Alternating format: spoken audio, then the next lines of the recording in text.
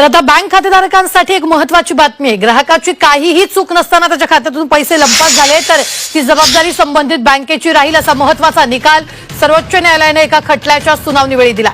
ग्राहकाची फसवणूक झाल्यास त्याचे पैसे त्याला परत करावे लागतील असंही आदेशात म्हटलंय। दरम्यान यामुळे स्वतःची जबाबदारी झटकणाऱ्या बँकांना दणका बसल्याचं बँकिंग तज्ञ विद्याधर अनास्कर यांनी म्हटलेलं आहे। तर त्यांच्याशी या संदर्भात बातचीत केली आमचे प्रतिनिधी अरुण मेहत्रे यांनी। राज्य सहकारी बँकेचे अध्यक्ष आणि बँकिंग तज्ञ विद्याधर अनास्कर सर आपल्यासोबत आहेत। सर, एक महत्त्वाचा निकाल सर्वोच्च न्यायालयाने दिला आणि तो ग्राहकांना मोठा दिलासा देणारा आहे, विशेष करून त्याची जेव्हा फसवणूक होते त्यावेळी। नेमकं काय प्रकरण आहे आणि काय निकाल दिला ते थोडं विशद करून सांगा तुम्ही। नाही, कोणत्याही बँकेमध्ये ज्यावेळी एखाद्या ग्राहकाच्या खात्यातनं एक सायबर अटॅक होईल, त्यांचे ATM मधून असेल किंवा कुठल्याही मार्गाने ज्यावेळी गुन्हेगार पैसे काढून घेतात त्यावेळी ही ग्राहकांनी जर बँकेकडे तक्रार केली तर बँक त्यांना नेहमी म्हणायची की तुम्ही पोलिसांकडे तक्रार करा, कारण तुमचे पैसे गेलेले आहेत तुमचा, कारण का आर्थिक गुन्ह्यामध्ये ज्याचा मॉनिटरी लॉस होतो तोच तक्रार करू शकतो।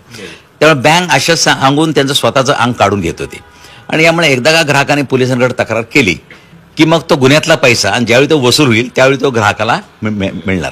पण या केसमध्ये अत्यंत सुप्रीम कोर्टाने सांगितलं की लॉ ऑफ बेलमेंट, म्हणजे ज्या विश्वासाने ग्राहकाने तुमच्याकडे पैसा ठेवायला दिला आहे त्या पैशाची संपूर्ण सुरक्षितता, संपूर्ण सांभाळी जबाबदारी ही बँकेची आहे। पोलिसांकडे जायचं काही कारण नाही।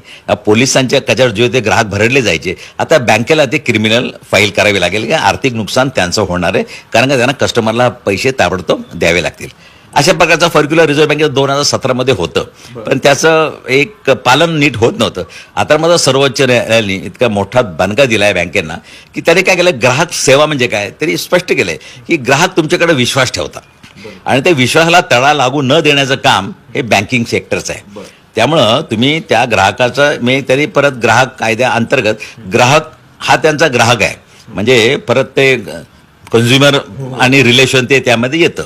त्यामुळे त्यांच्या ग्राहकाच्या पैशाचं संरक्षण बेलमेंट आहे, त्यांनी तुमच्या हातात पैसे दिले। लॉकरमध्ये जर काही दागिने असतील तर तिथं काय झालं तर त्याची जबाबदारी बँकेवर येत नाही, का तर ते हातात दागिने दिलेले नसतात। त्या लॉकरमध्ये काय आहे त्याची कल्पना बँकेला नसते, लॉकर भाड्याने दिले। इथं मात्र आम्ही पैसा तुमच्या खात्यामध्ये ठेवला, बँकेच्या हातात दिलाय, त्यामुळे त्याची सुरक्षितता ही बँकेने सांभाळली पाहिजे, इतकं ठाम सुप्रीम कोर्टाने सांगितलं। Video journalist Vicky Kamble, Arun Mehtre, Zee 24 Taas, Pune.